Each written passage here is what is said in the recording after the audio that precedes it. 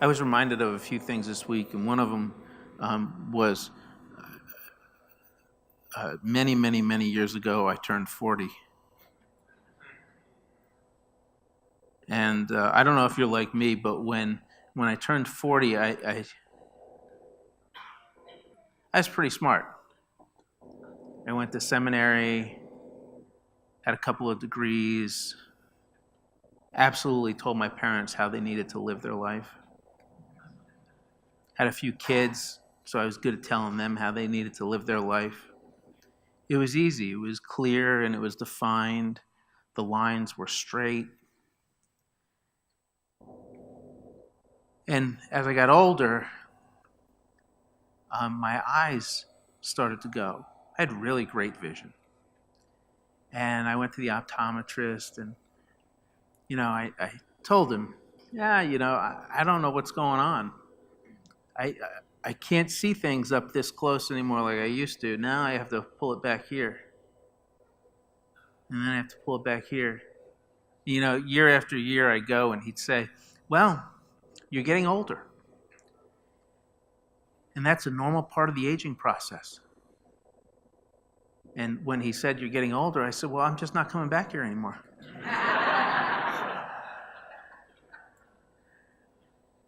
So he had a great solution for me. He had these glasses that were like $700. And I politely said no. So a few years goes by, a couple decades now, and in my 70s, I need a selfie stick to be able to read anything, and the letters on my phone need to come up like 1 or 2 letters at a time because it needs to be that big. But I can see it, so yay for selfie sticks. But I went to the store. I went to like Rite Aid, and I got a pair of reading glasses, and these were like $3. And I put them on, and it's great. It's really amazing because everything all of a sudden is really super clear right here, and I can read everything. The lines are clear and defined. But you know what the trouble is? Now you're all blurry. Like I can't see any of you.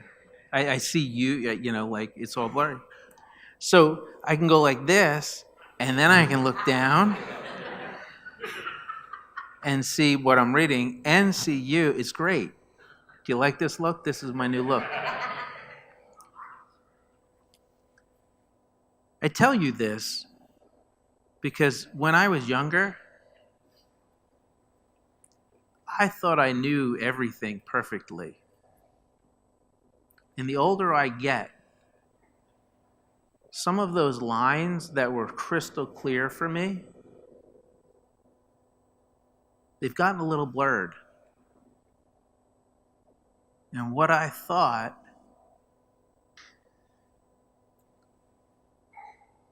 might not be exactly what I think now. I still have the definition in the character, if you will, but I'm not too sure that what works for me works for everybody else. And the more I read the Bible, the more I'm reminded about the breadth of humanity and the breadth of God's love, even in the midst of blurriness. The psalm writer this morning is writing this psalm, and I want to tell you that over the last few weeks we've been going through these psalms, and the Psalms of Ascent, those 15 psalms that were read on the way up to the temple to worship 3,000 years ago, they incorporated the breath of life. But sometimes when we look at life, it's a little bit difficult. There are times of joy and there are times of sorrow. And we've had a kind of a run of more sorrowful stuff that we've been talking about. And I really want to cheerlead for you. So if you hang in with me for another couple weeks, Easter is the biggest cheerlead pastor day of the year. So I'm looking forward to that, and I'm already getting excited about it. But the psalmist this morning reminds us that there are times in life where there's nothing we can do about the situation we find ourselves in except cry out to God. And what happens when we avoid the pain and suffering in life? Now, okay, so there's a caveat here. I'm not giving you a masochistic message. I'm not like saying poke yourself with a needle all the time, right? Not saying create your pain. And I'm also not saying don't avoid pain if it's healthy and correct, right? Moralistic, whatever. But I am saying that there are times in life where pain is unavoidable. And sometimes we find ourselves in the midst of it that we cause. Did you ever get in a fight with someone you love and you said stupid stuff? I say stupid stuff. You didn't say stupid stuff. You said stuff that was truthful, but maybe could have been worded a little bit differently. I say stupid stuff. And it creates pain and suffering in the midst of that relationship. And sometimes it takes months or years or decades to fix. And then there's times in life where it has nothing to do with us, and it's just painful. There are some of us sitting here today that have body aches and that have illness, and it's causing pain and suffering. And it's not anything that you did. It's just your body.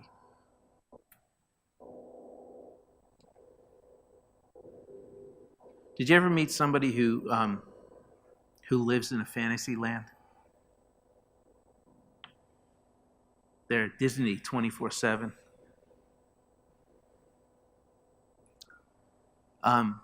There are things and times in my life where I get overly optimistic. I'm not talking about that. I'm talking about a person who just isn't seeming to connect with reality. For example,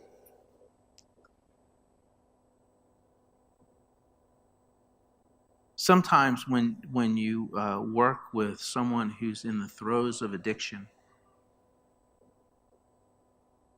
there's a gross discrepancy in how they're living their life and what they think of themselves in that.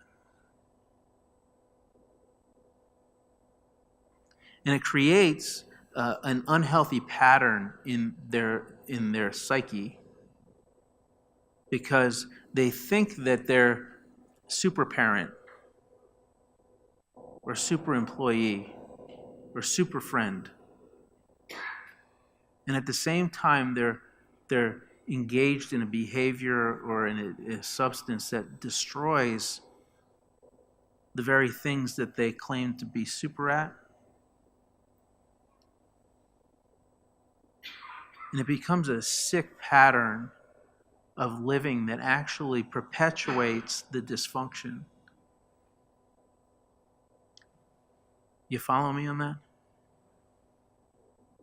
The psalm writer, I think, is addressing that at a deep, deep level. He's saying that sometimes we suffer in life. And if there's nothing we can do about it, we need to recognize it and embrace it. Not embrace it like you love it. Not pretend that it doesn't hurt.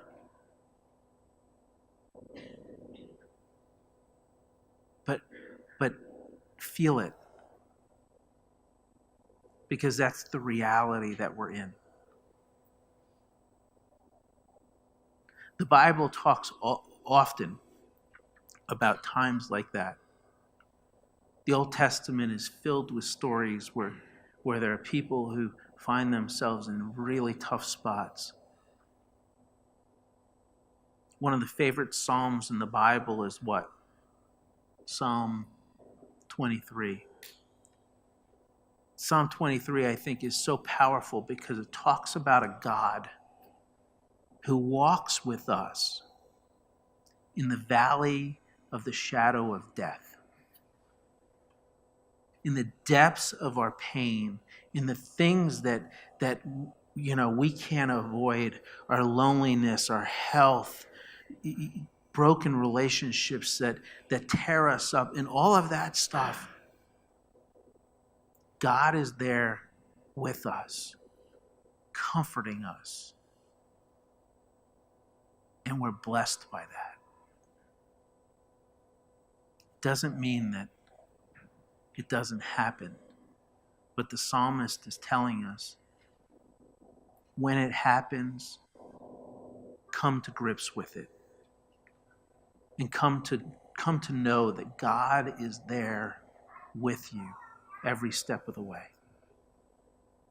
He goes on to talk about a God in verse 3, a God who doesn't keep record of our sin, but forgives us.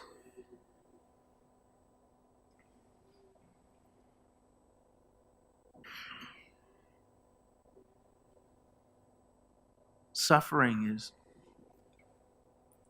is not, hear this clearly, we suffer because of our human condition. We don't suffer because we did something and God is punishing us. Got it? Huge. The world outside of Christianity, including the other religions, looks for an issue or a sin or a fault that you did that is causing the problem. Right? In our idiom, we say it all the time, right? Karma. You do something bad, and something bad's going to happen to you. You do something good, and you're going to get good stuff coming your way. The psalmist is saying, if you did bad stuff, God's not causing, he's not punishing, he's not like needling you because he forgives. He wants the best for you. And if you yield to him, he will love you and guide you through whatever the situation is.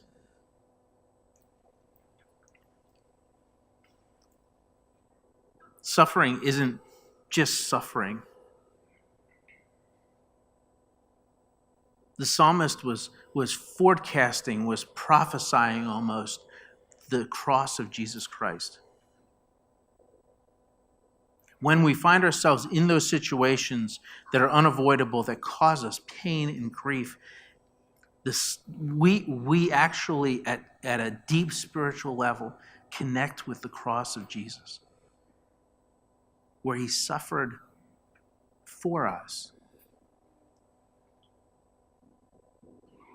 And God calls us in the midst of our suffering to rely on Christ, rely on the Holy Spirit. And at the same time, God reminds us that we are called, like Christ, who suffered for us, suffers with us in our pain, to suffer suffer is probably not the right word, to connect with people around us who are suffering. Our call as Christians is to embrace not only the pain that we experience in our times of need, but to find people in our community, church, homes, society, workplace that are suffering and be light in their life. Not try and fix it, because that's what the world does, right? If you're suffering, you probably did something wrong, because karma. You can fix it by buying something. Haven't you had your eye on that nice new car? Or you can numb it. And as Christians, we're called beyond that. We're called to find comfort in God.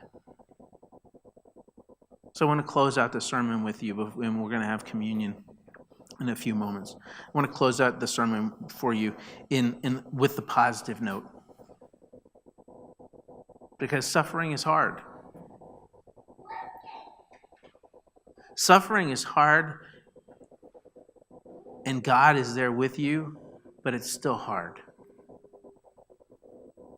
Suffering is hard, and God can be there with you, and the church can be there with you, and family can be there with you. It's still hard. But here's the thing about the cross of Christ. And we're coming right into Easter. Suffering has a bottom.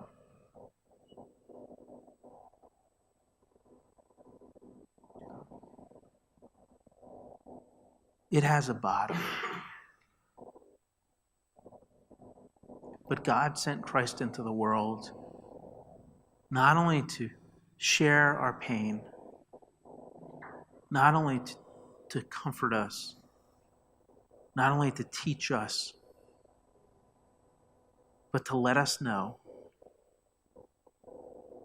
that there is a bottom to our suffering, but He can raise us up to a heaven that is limitless.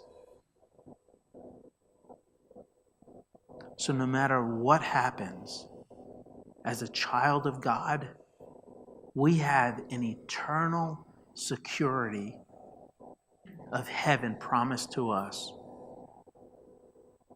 because of God's gift. This God who walks with us in the valley of the shadow of death. This God who forgives us for everything we've done in the past and anything we're gonna do that is a mess or a screw up or a sin in the future. He has us, and He walks with us, and He promises us that no matter what, no matter how bad it gets, He's with us, and He will lift us up to a perfect place that not even the wildest, most wonderful thoughts in our mind can comprehend.